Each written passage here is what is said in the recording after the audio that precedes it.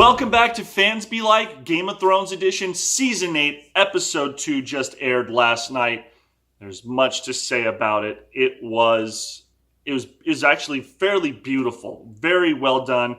My hat's off to David Nutter, who is a Game of Thrones veteran director who's brought us some of the best episodes of the series, and this definitely is counted among one of them.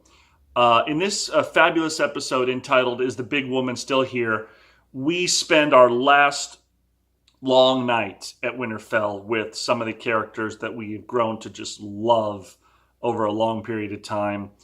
And really, based on last week's episode, which once again was mostly talking and moving pieces along the chessboard, I got to hand it to the showrunners and the creators. They had a lot of balls to do almost the same thing this episode. It was really no action, all talking, all dialogue, all interaction between the characters, and of course some pieces still moving. In fact, there was a war council scene that was done really well.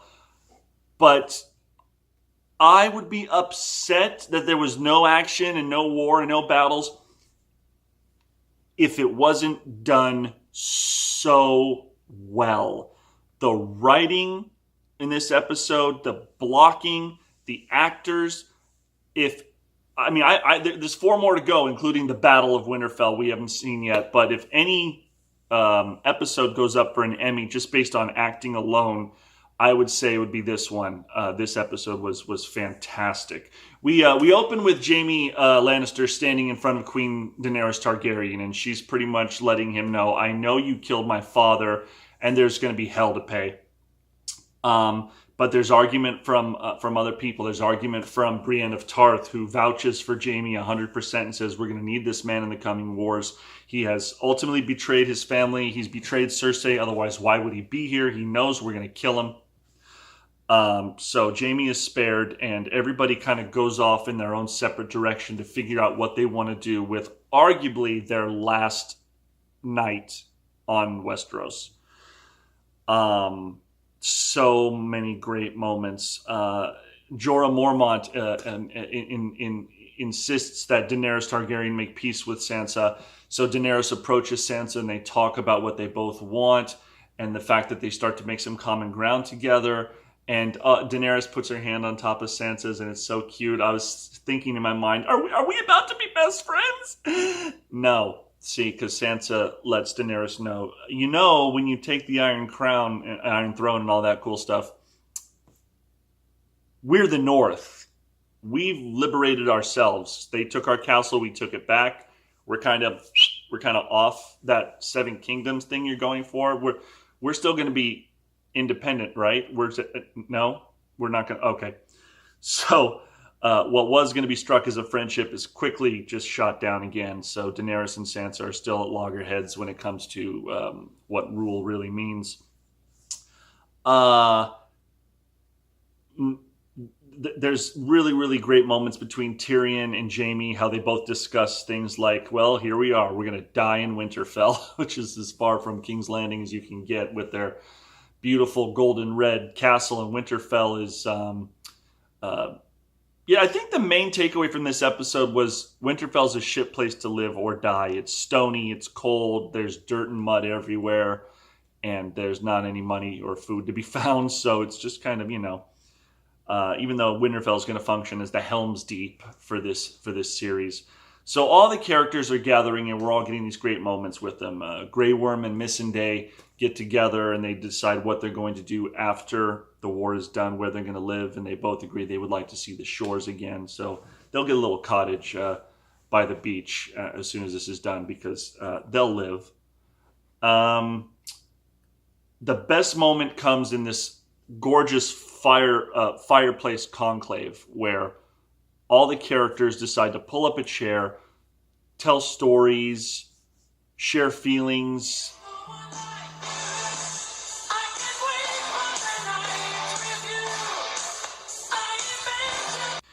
This amazing fireplace conclave takes place where all the characters that we know and love get together. They pull up a chair and they're drinking this piss Dornish wine, but it doesn't matter because it's their last night probably on Westeros, and they're talking, sharing stories and jokes, and everyone's just kind of letting out their no, there's no more bullshit anymore, and that's what's great. Everyone's letting out their true feelings about what's going on, because this is it. This is the last.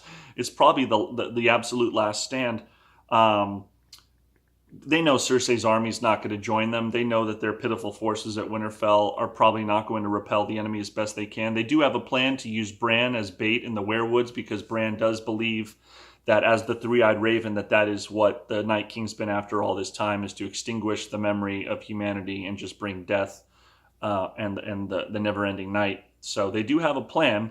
It's not the best plan in the world, but we're going to see how it goes. Yeah, it's just so many fantastic moments. Paramount among them being Brienne revealing to everybody, Brienne of Tarth revealing to everybody that she's not a knight and she can't be a knight. And then Jaime Lannister of all people, who's like, dude, a knight can make a knight. Why don't you get on your knees? Boom. So he actually knights her in front of everybody, and it's a beautiful moment. Everyone applauds. It's great. Tormund comes in with the guy's got mad swagger and obviously a lethal crush on Brienne, and so he brings his A game and tells a hilarious story. That's one of the best things about this episode, was there were great moments of levity, and I have a feeling that this might be the last time we ever laugh during an episode of Game of Thrones. There was a lot of laughs to be found. And one particular character, and this has set the internet on absolute fire this morning, Arya Stark had a sex scene with Gendry.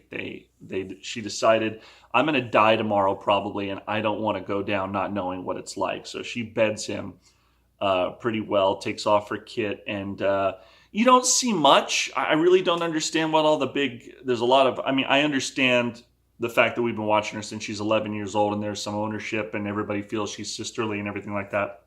She's 20 years old, grow up. And they don't really show anything. She chose to be very modest about it, and I thought the scene was done very well. But you could tell that the next morning, later that night, because this night will never end, Gendry's asleep and Arya's awake with a lot on her mind, definitely. Everybody's contemplating their life. Everyone's contemplating their death. And it's some of the best stuff that's ever been put on the show. It really, really was.